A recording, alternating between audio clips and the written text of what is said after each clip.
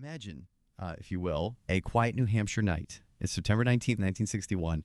Betty and Barney Hill, they're just driving home from vacation, like any other couple. But this drive, this ordinary journey, it's about to take this really extraordinary turn.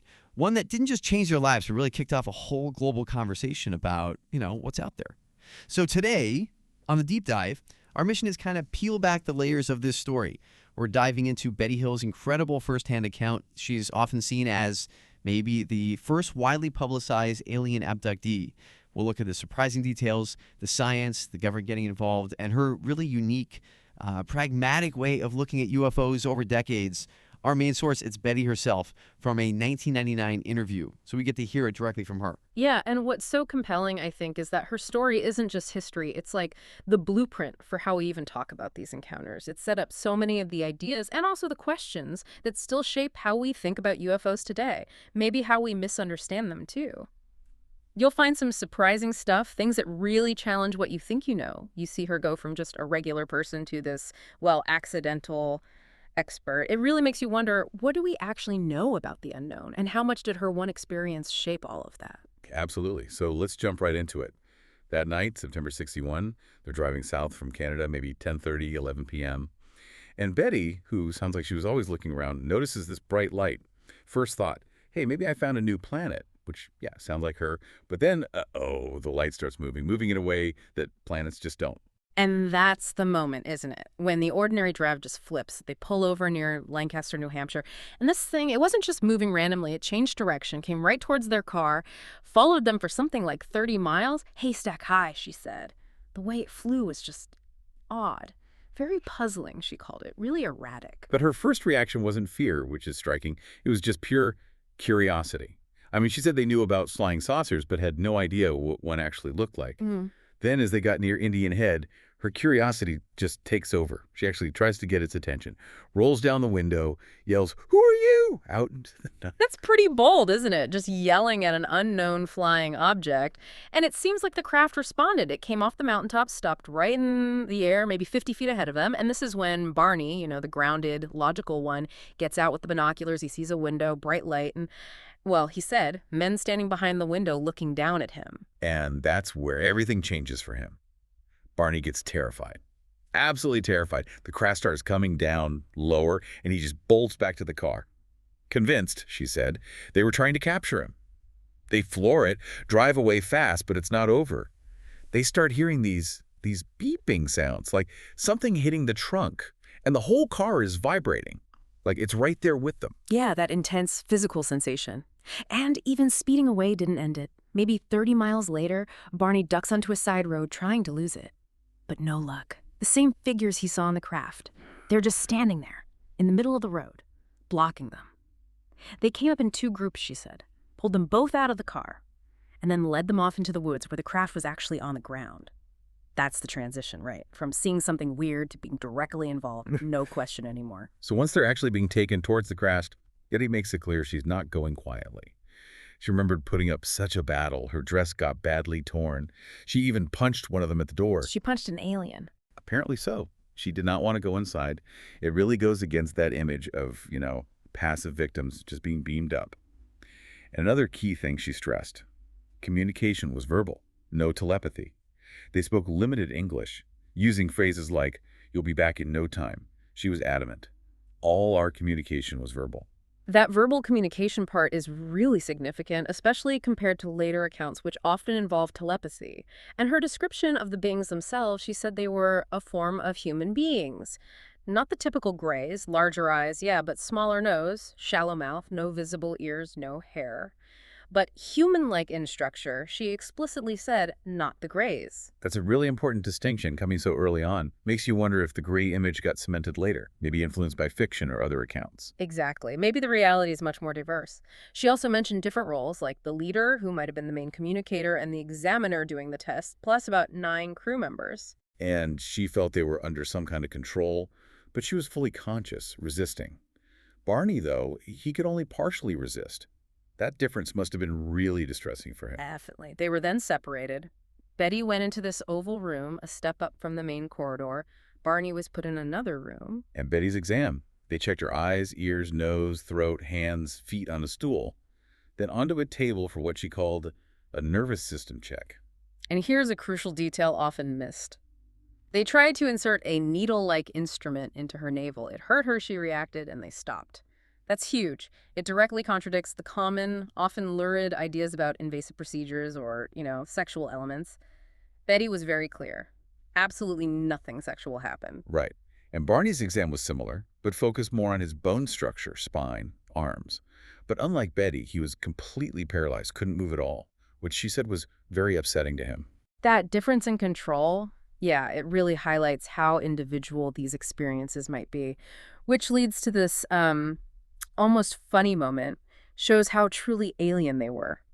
The examiner comes back into Betty's room while working on Barney and starts tugging at her teeth because they couldn't figure out why Barney's teeth were removable. Removable. Oh, right. Barney had dentures. Exactly, from a World War II injury. This simple human thing, dentures, completely baffled them. It just underscores their total unfamiliarity with us. That's incredible. A little detail that says so much. And speaking of communication, Betty actually tried to ask the leader where they came from. He showed her what she called a sound map and explained some of it. They even talked about things like food on Earth. But she felt bad afterwards, saying she was disappointed I didn't know anything about the solar system. Apparently the beings were even upset she didn't recognize their home system on the map. That star map, though, that became maybe the most studied piece of evidence. Years later, under medical hypnosis with Dr. Benjamin Simon in '65, she sketched it out. And then in 1969, a researcher, Marjorie Fish, did this painstaking analysis and identified the pattern as the Zeta Reticuli system. Zeta Reticuli, that name always comes up. Right. And Betty pointed out that astronomers consider those stars likely candidates for planets with life. Plus, Zeta Reticuli is old, like 11 billion years old, which, if true, means they could be ancient compared to us, maybe over twice as long as our solar system's been around. That gives you a sense of perspective. And despite all this, the capture, the exam, the paralysis for Barney, Betty's overall feeling was surprising. She said she enjoyed myself, had a great time. She even joked with them and invited the leader back. It's hard to wrap your head around, isn't it? Totally. She described it as not a traumatic experience at all. For her, it was enlightening and spiritually uplifting. She came away absolutely convinced nobody can tell me there's not life on other planets. That positive framing is so different from the usual abduction narrative. It really makes you question our assumptions about these encounters. Are they always terrifying? Or is the experience deeply personal, shaped by the individual? Maybe we project too much fear onto the unknown. So they're released, back in the car. First thing they notice, their watches aren't working. Stopped. And then the realization hits. Yeah. The drive took way longer than it should have. Maybe 2 hours, just gone. Missing time. Classic symptom. They were exhausted naturally from being up all night driving, but no immediate, physical injuries. But the next day, they find those weird spots on the trunk of the car, highly polished spots. And they lasted for months, even through heavy rain. And the compass test. Right, the compass going very, very erratic near those spots. A clear magnetic anomaly. Tangible, physical evidence that something unusual interacted with that car. And it didn't take long for others to get interested. Betty first called a CAP, that was a big civilian UFO group, then mostly worried about radiation. But within, 3 weeks, the government was involved. Scientists from the White House National Security Council, even NASA, called them from D.C. They were definitely interested in UFOs. And it wasn't just a one-off call. She said they had continuing contacts with them for years. They even went camping once with this group of, 26 of the top scientists in this country. Jacques Vallée was there, too. Jacques Vallée. Wow, he's a huge name in the field. Absolutely. And interestingly, the government people told them, stay away from the UFO organizations. Basically, keep your story clean, don't get influenced. And Betty said she followed that advice. And there was radar confirmation, too. Yeah, about 36 hours after their sighting, Pease Air Force Base nearby tracked an unknown object. That radar report eventually came out. Pilot reports, though, still classified. But the experience took a real toll on Barney, personally. By spring '62, he started having serious health issues. Blood pressure problems, anxiety, couldn't sleep. It really messed with his work. His doctor sent him to a psychiatrist, Dr. Stevens, and eventually Barney mentioned that he and Betty had been looking for UFOs. That led them to Dr. Benjamin Simon. And Dr. Simon wasn't just any psychiatrist. No, he was highly respected, specialized in medical hypnosis, the real deal, not stage stuff. He'd successfully treated soldiers with PTSD from World War II. There was even an Army documentary about his work, Let There Be Light. His involvement adds serious credibility. So through this medical hypnosis, with both Betty and Barney separately, the full story came out, the details of the abduction. And it matched up remarkably well with the series of nightmares Betty had started having just 10 days after the event. That combination, the hypnosis under a respected doctor, plus Betty's earlier dreams, it built a really compelling, detailed narrative. And then, 1965, boom, the story hits the front page of a Boston paper for 5 days straight. Went global. Betty was amazed they got it so accurate without even talking to them directly. Talk about going viral before viral was really a thing. Then the movie, The UFO Incident, came out a few years later. Betty ended up doing college lecture tours, showing slides, even film footage she said was of a mothership. So she went from this private ordeal to being a very public figure on the subject. Absolutely. Her story became the story for a long time. It really set the stage for how we talk about these things for decades. Now, one thing Betty was really firm about was language. She hated the word abductee, preferred passenger, or she'd say she had a cosmic caucus. She even joked I had them, comparing it to Columbus meeting the Native Americans. Why do you think that framing was so important to her? That's a great point. I think rejecting abductee was about agency. She wasn't just a passive victim being dragged around. She fought back, she talked to them, she observed. Passenger, or caucus, puts her on a more equal footing, framing it as an encounter, maybe even a strange kind of meeting. It also fits with how she pushed back against the common myths. Remember, she insisted they were human-like, not grays, and communication was verbal, not telepathic. She was controlling her narrative against the sensationalism.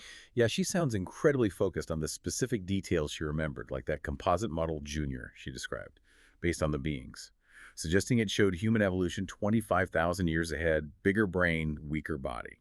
That Junior idea is fascinating, isn't it? It's not just describing them, it's her trying to interpret what they represent, maybe a glimpse into evolutionary paths. It shows how deeply she processed the whole thing. And she was also really clear, based on other cases she knew, she claimed about a dozen real honest-to-God abductions, that there was no sexual interest at all. That directly counters a really persistent and frankly disturbing trope in abduction lore. That's a major point. She's directly challenging a huge misconception there. She did acknowledge that these other real abductions she knew about were often different, involving maybe 2 or 3 people, and that half of them ended up in the ER within hours with actual physical symptoms, breathing problems, balance issues, eye focus problems, marks on the body. She mentioned the Allagash case as an example. Those, she said, were very violent occurrences, unlike her own.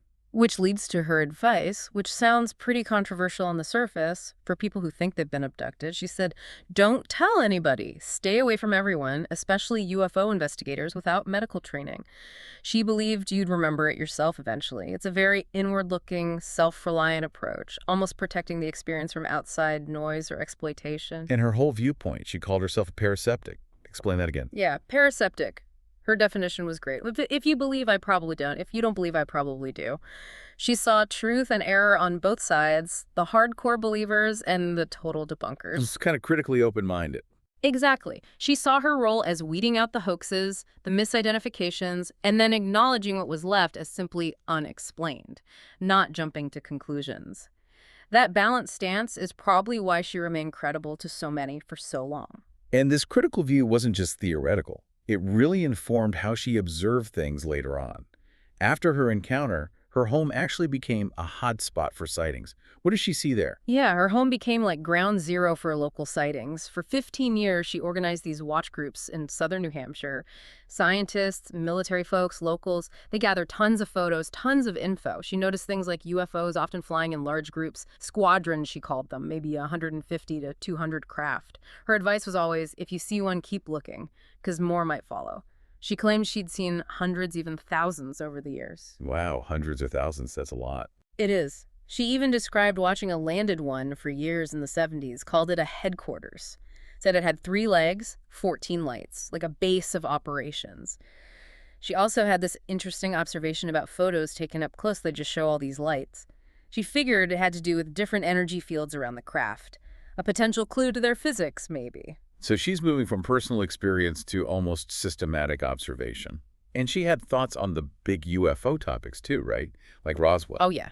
On Roswell, she believed one UFO crashed, based on Lieutenant Walter Howe's initial press release. She thought a craft, maybe bodies, were recovered, though she allowed they might have been remotely piloted or the crew rescued. Her take on the government's motive was pragmatic. They covered it up to prevent public panic and protect budgets.